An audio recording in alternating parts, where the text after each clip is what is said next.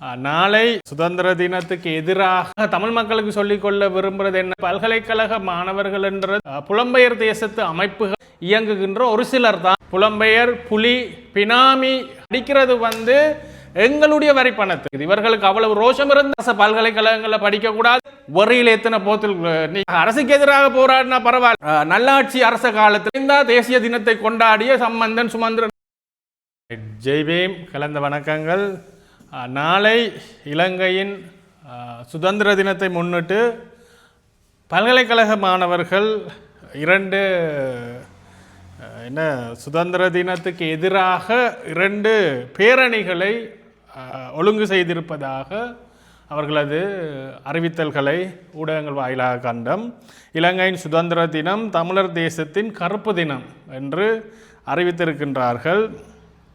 அப்போ இதை நாங்கள் பிரதானமாக தமிழ் மக்களுக்கு சொல்லிக்கொள்ள விரும்புகிறது என்னென்னா, இந்த பல்கலைக்கழக மாணவர்கள் என்றது ஒட்டுமொத்த பல்கலைக்கழக மாணவர்களும் அல்ல, ஒரு சில குறிப்பிட்ட புலம்பெயர் தேசத்து அமைப்புகளின் நிதி ஆதாரங்களுக்கு ஊடாக இயங்குகின்ற ஒரு சிலர் தான் தங்களை பல்கலைக்கழகத்தின் பெயரை பாவித்து பல்கலைக்கழக மாணவர் சங்கம் ஆக அறிவித்து கொண்டிருக்கின்றார்கள். இவர்களுக்கு சுவிட்சர்லாண்டிலிருந்து டிசிசி போன்ற புலம்பெயர் புலி பினாமி அமைப்புகள்கிட்ட காசுகள் வந்திருக்கிறதுக்கான புலனாய்வு அறிக்கைகள் எங்கள்கிட்ட இருக்குது.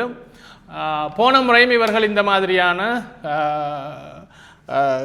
கருப்பு தினமாக அறிவித்து ஒரு சில பேரணிகளை நடத்தியிருந்தார்கள். இப்போ நாங்கள் இந்த மாணவர்கள்ட்டையும் இந்த மக்கள்கிட்டையும் இந்த மாணவர்களுக்கு முதல்ல நினைவுறுத்த விரும்புகிற ஒரு விஷயம் இவியல் படிக்கிறது எங்களுடைய வரி பணத்தில், இலங்கை அரசாங்கத்தின் பல்கலைக்கழகத்தில், இலங்கை இந்த நாட்டின் ஒட்டுமொத்த சிங்கள முஸ்லீம் இஸ்லாமிய பேகமலை இன மக்களும் வழங்குகின்ற அவர்களுடைய டாக்ஸ் மணி, அந்த காசில் தான் இவர்களுக்கு இலவச கல்வி கிடைக்குது. இவர்களுக்கு அவ்வளவு ரோஷம் இருந்தால் இந்த நாட்டில் இருந்து கிடைக்கின்ற எந்த வரப்பிரசாதங்களையும் முதல்ல பெற்றுக்கொள்ளாமல் இருக்க வேணும். எங்கேயோ வெளிநாட்டில் இருந்து கொண்டு இந்த நாட்டை குழப்புவதற்கு காசு அனுப்புகிற ஆக்களின் நிகழ்ச்சி நிரலில் இயங்க விருப்பம் என்றால் தாராளமாக இயங்கிக் கொள்ளலாம். இந்த நாட்டு குடியுரிமையை எங்களுக்கு தேவையில்லை, நாங்கள் ரோஷமான தமிழர்கள் என்று சொல்லி இந்த நாட்டு இலவச கல்வி இவர்கள் எடுக்கக்கூடாது.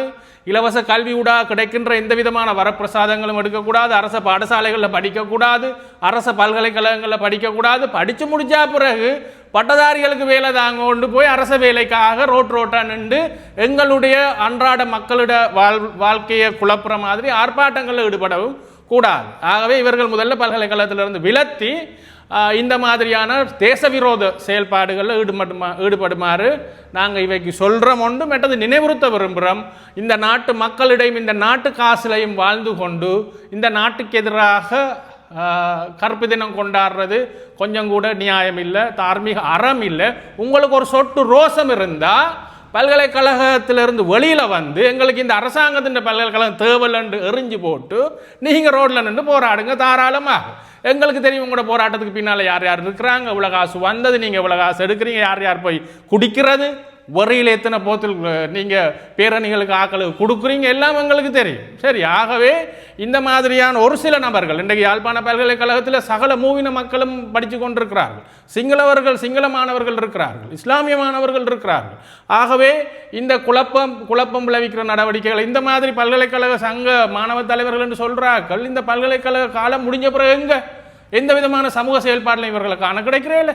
இவர்கள் ஒரு பார்ட் டைம் பெய்டு, காசு வேண்டி கொண்டு காசுக்கு ஓலம்புற ஒரு கூலி கூட்டமாக ஒரு பார்ட் டைம் ஜொப்பாக இதை செஞ்சு கொண்டிருக்கணும். அப்போ இவைக்கு நாங்கள் சொல்ல விரும்புகிறது, அங்கே வெளிநாட்டில் இங்கே யுத்தம் நடக்கல, வெளிநாட்டுக்கு ஓடி போனவன் அங்கே போய் இங்கே எங்களுடைய சாமானிய இளைஞன் வறிய இளைஞன் ஆயுதம் தூக்கி யுத்த காலத்தில் நின்று போராடி கொண்டு இருக்கல. இவங்கள் எம்பசியிலையும் பாஸ்போர்ட் ஆஃபீஸ்லையும் ஆமிக்காரங்களுக்கு காசு கொடுத்து லைனில் நின்று தான் இவங்க வெளிநாட்டுக்கு போனது.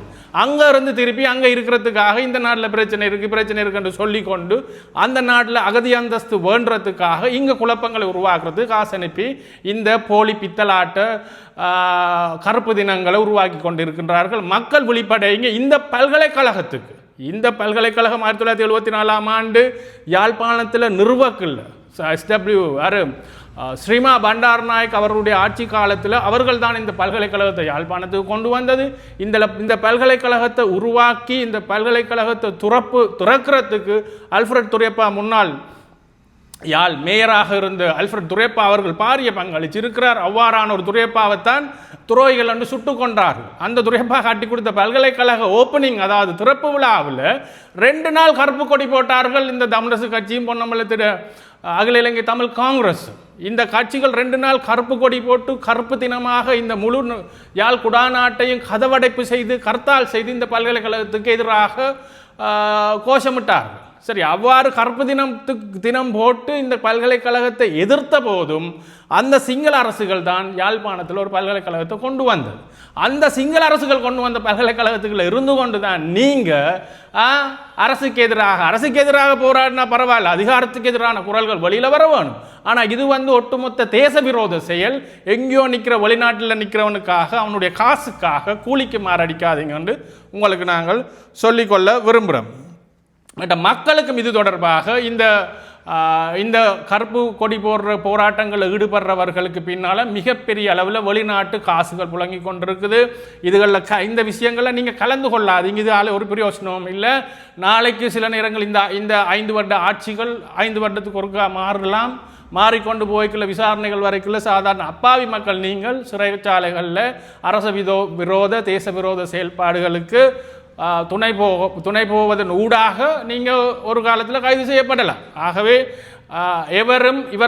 இவர்கள் அச்சுறுத்தி, சில இடங்களில் இவர்கள் அச்சுறுத்தல்கள் மூலம் வெருட்டி நகர அண்டிய பகுதியில் இருக்கிற கடைகளை மூட வச்சு அந்த மாதிரியான ஹர்த்தால்களும் நாங்கள் கண்டிருக்கிறோம். ஆகவே நாங்கள் வணிக சமூகத்துக்கு தெரிவித்துக் கொள்ள விரும்புகிறேன். என்னென்னா, நீங்கள் ஒரு பயமும் இல்லாமல் அவருடைய வர்த்தக நிலையங்களை திறந்து வைத்து நீங்கள் சாதாரணமாக உங்களுடைய வியாபார வணிக நடவடிக்கைகளில் ஈடுபடுங்கள். எவராவது உங்களை அச்சுறுத்தினால் எங்கள்கிட்ட அறிவிங்க, நாங்கள் அதுக்கான சட்ட நடவடிக்கைகள் எடுத்து தாரத்துக்கு தயாராக இருக்கிறோம். எந்த பயமும் இல்லாமல் தேசிய கொடியை ஏற்றி நீங்கள் இந்த சுதந்திர தினத்தை கொண்டாடுங்கள். இது கொண்டாடப்பட வேண்டிய ஒன்றே தவிர கருப்பு கொடி போட வேண்டிய அவசியம் இதுக்கு இல்லை.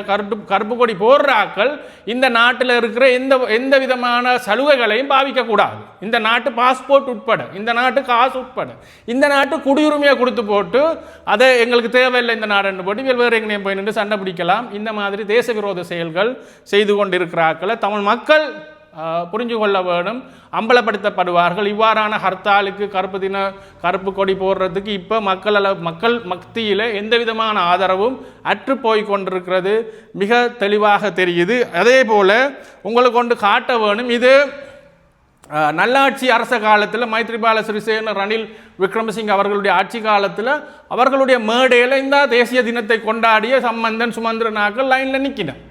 அப்போ இதே அன்றைக்கு தேசிய தினம் சுதந்திர தினத்தை கொண்டாடியவர்கள் தான் இன்று தங்களுக்கு சார்பாக ஆட்சி ஒன்று இல்லாத காரணத்தால் இந்த கருப்பு கொடி போடுறதில் முன்னுக்கு நிற்கிறார்கள். அப்போ நீங்கள் யோசிச்சு பாருங்கள், இந்த கருப்பு தினம்ன்றது, இந்த கருப்பு கொடி போடுறதெல்லாம் கொள்கை ரீதியில் இவர்கள் செய்கின்றார்களா அல்லது தங்களுடைய சுயலாபத்துக்காக செய்கின்றார்களான்றது தமிழ் மக்கள் உணர்ந்து கொள்ள வேணும். இது ஒருமனவே இவர்களுடைய சுயலாபங்களுக்காக உருவாக்கப்படுற எதிர்ப்பு ஆர்ப்பாட்டங்கள் பேரணிகளாக இருக்கின்றது. நீங்கள் அவதானித்து இனி வருங்காலத்தில் நீங்கள் உங்களுடைய ஒரு நாள் நீங்கள் நாளே கடையை பூட்டினால் இவர்களுக்கு வெளிநாட்டிலிருந்து காசு அனுப்புகிற மாதிரி உங்களுக்கு யாராவது வெளிநாட்டிலிருந்து காசு அனுப்ப போகிறார்களா? இல்லை. சரியா, இவர்கள் பெரும்பாலானாக்கள் இவர்களுக்கு எவருக்கும் உழைப்பு கிடையாது. உழைப்பில்லாமல் இந்த மாதிரி வெளிநாட்டு பணத்தில் நாட்டை குழப்பிக் கொண்டிருக்கிறார்கள். ஆகவே இவற்றுக்கு நீங்கள் துணை போகாமல் அவரவர் தங்களுடைய கட்டடங்களில், கடைகளில், வணிக நிறுவனங்களில் தேசிய கொடியை ஏற்றி சந்தோஷமாக இந்த தினத்தை கொண்டாடுவோம். நன்றி, வணக்கம்.